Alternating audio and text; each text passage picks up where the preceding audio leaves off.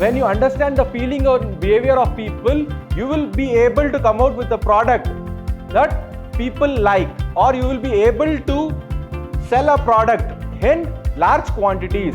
Entrepreneurship should be a facilitating character. What does this mean? You should build a team and you should influence and lead that team, and you should also motivate that team. Any product that is manufactured in India and it has been traded or sold in a foreign country, you call it as export.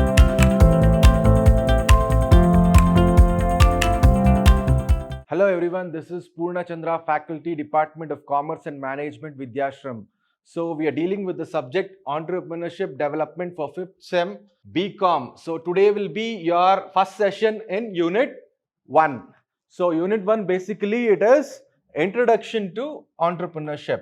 So we will start. So the topics which we are covering today is Introduction to Entrepreneurship, meaning and definition of entrepreneurship, characteristics of a successful entrepreneur, and also what is the role of entrepreneurship in economic development. So these are the topics which we will be covering in today's session. So we will start. Introduction to entrepreneurship. So entrepreneurship refers to all those activities which are carried out by a person to establish and run a business. So what does this mean basically? So entrepreneurship refers to all those activities that a person takes in order to establish a business.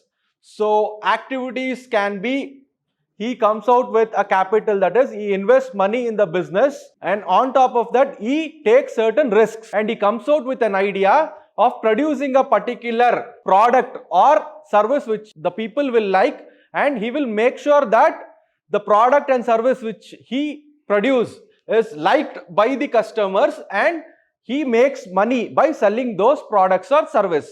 This is the concept of entrepreneurship. It includes anticipation of consumers' likes and dislikes. So what does this mean? Basically, when you are coming out with a product, you should know what is the likes and dislikes of a people. Suppose you come out with a product which the consumer doesn't like, that he dislikes, then what happens?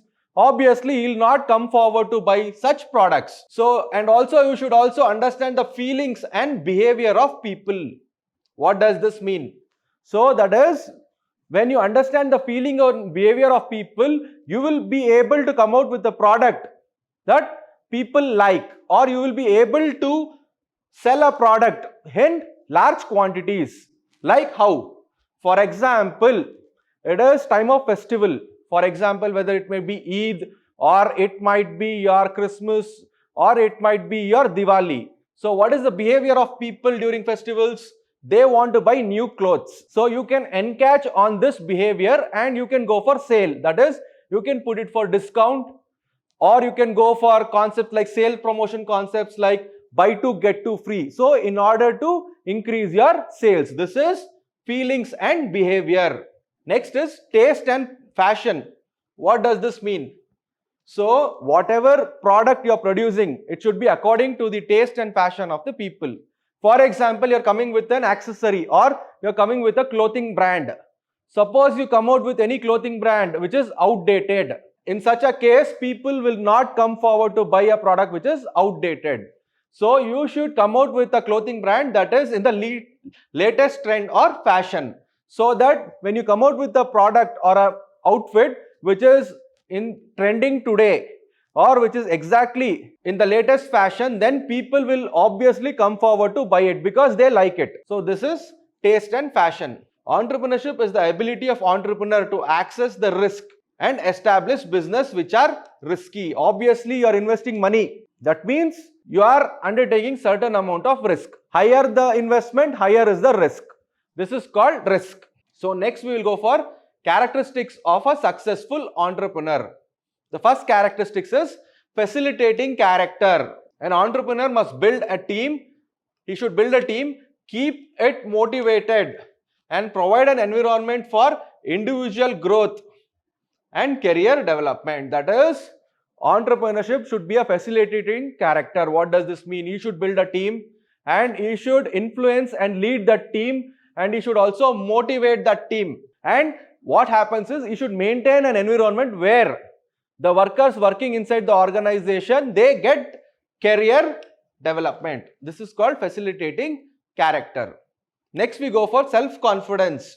Entrepreneur must have belief in themselves and ability to achieve their goals. So what does this mean?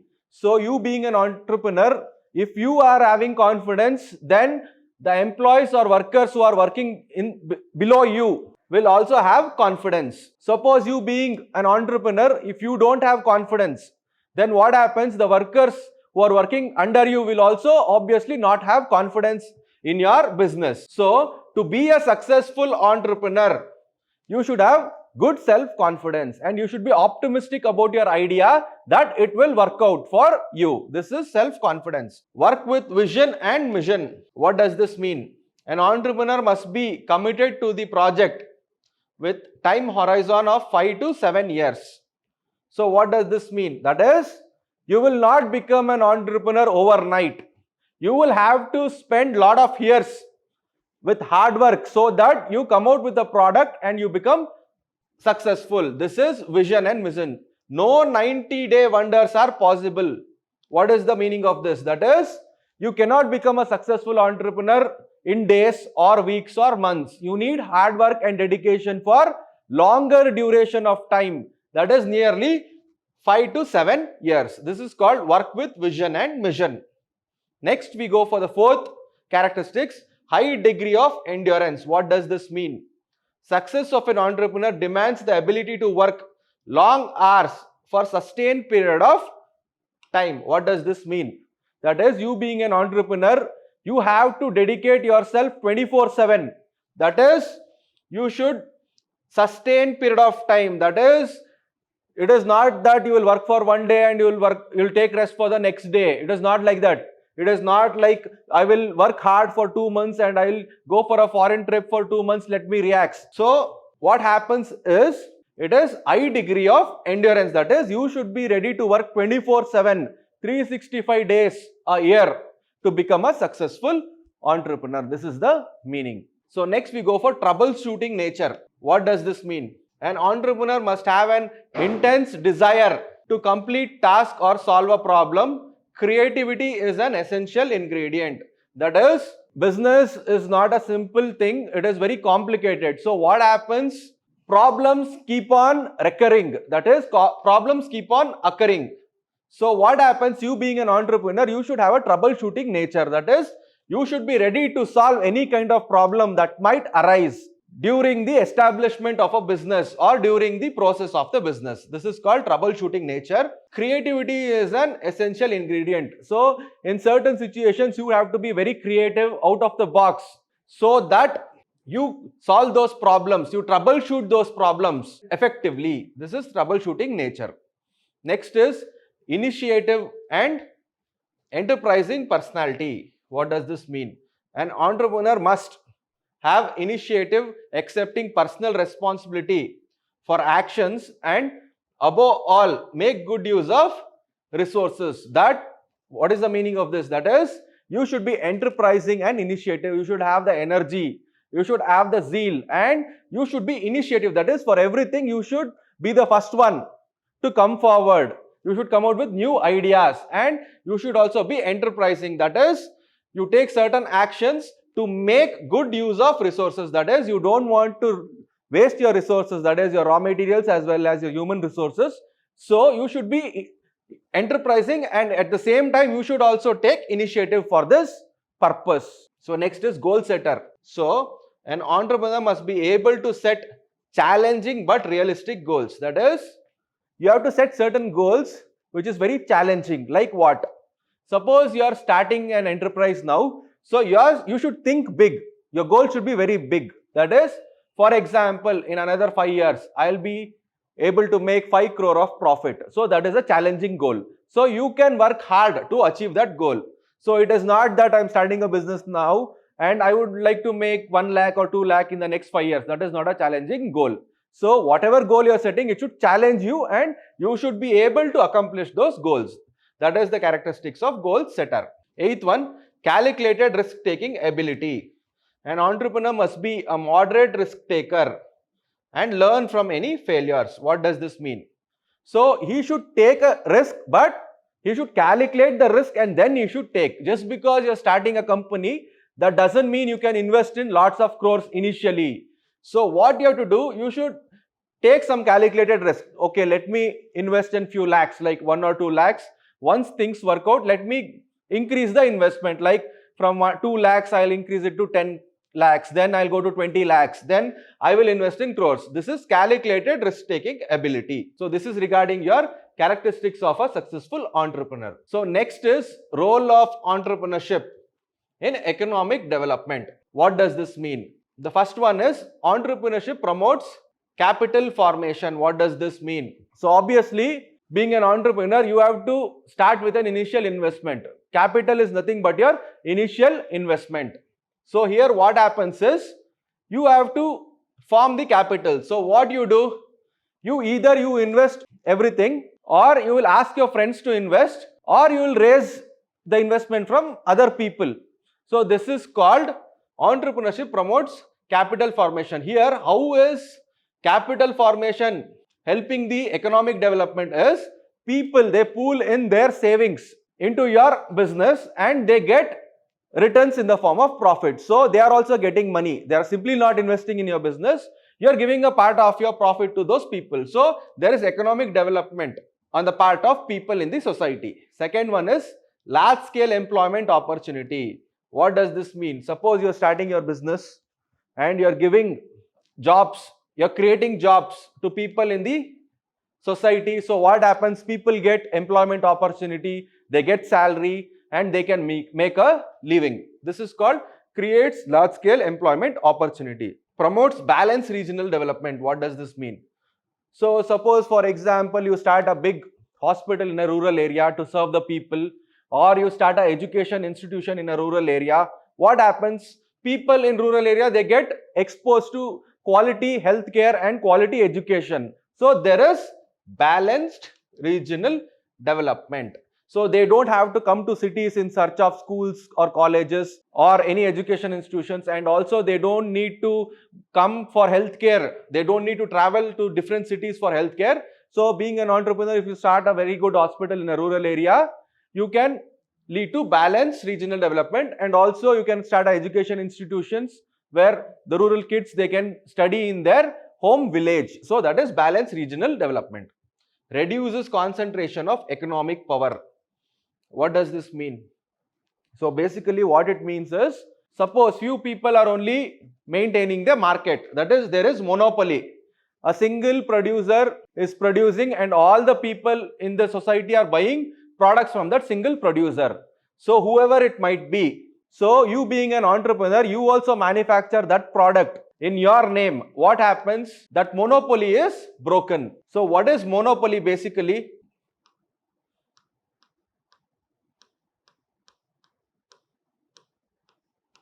So monopoly, basically what it means is, there is a single seller in the market and whatever price he quotes, people have to buy it from him.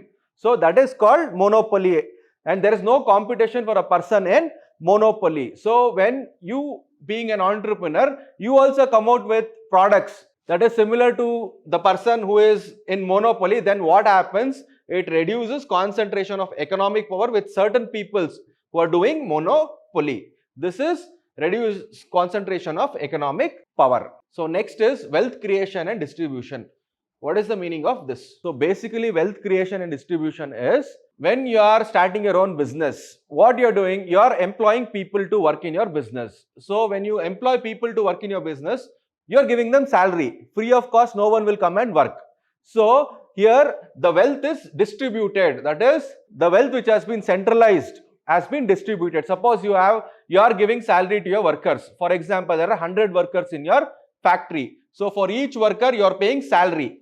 For example, the total salary which you are paying for all the 100 workers is nearly 3 lakhs. So you are distributing your wealth. So you are distributing your wealth to the employees. So here what is happening on the point of employees' point of view, wealth is created and it is distributed from you to the employee. So this is called wealth creation and distribution. So increasing gross national product. and per capita income. First, we will understand what is gross national product. So the gross national product is nothing but the total value of all the goods and services that is sold in a particular year in a country, that is GNP, gross national product. So when you are an entrepreneur, what happens? You are producing new product and you are selling. So obviously, what is national product now? It is the total value of all the product and service. So obviously your national product, that is GNP, goes up. This is called gross national product. Then what is your per capita income? So the per capita income is the total income of all the people in a particular country divided by total population. That is per capita income. That is average income per person. So now you have come out with a new business. You are hiring people to work for your business and you are generating income to your employees. That is, you are giving salary. So what happens? The per capita income also increases. So as a result of entrepreneurship, as a result of new entrepreneurs entering the market, what is happening? GNP is also increasing, gross national product is also increasing, and your per capita income is also increasing. This is the role of entrepreneurship in economic development. So we'll go to the 7th point, improving the standard of living of people. What does this mean? So the standard of living of people is obviously improved by entrepreneurs. How is this possible? So you're starting a company in a rural area and you're recruiting rural people to work in your factory or your business. So now you are giving them fair salary. So for example, you are giving them 20,000 rupees every month. So before, those people, they were getting only 5,000 or 6,000. Now they are getting 20,000. So obviously what will happen? Their standard of living will go up. That is, they can buy new clothes, better quality clothes. They can buy two-wheelers in EMIs. They can also go for smartphones on EMIs. So indirectly, you're improving the standard of living of people by becoming an entrepreneur and starting a business in a rural area. Next is provides export trade of a country. What is export? So export is, I'll give an example. You are in India. Suppose you have manufactured a smartphone in India and now you're selling it outside India. That is, for example, you're manufacturing in India and you're selling it to United States. So this is called export. Any product that is manufactured in India and it has been traded or sold in a foreign country, you call it as export. So entrepreneurship is also promoting export trade of a country. What does this mean? So more number of entrepreneurs means more products are produced, and more products means certain amount of those products will also be sold abroad. So what is it doing? It is promoting export trade of a country. So this is regarding role of entrepreneurship in economic development. So this is it with the today's session. In the next session, what we'll be dealing is functions of an entrepreneur, women entrepreneurship, rural entrepreneurship, and agricultural entrepreneurship. Thank you.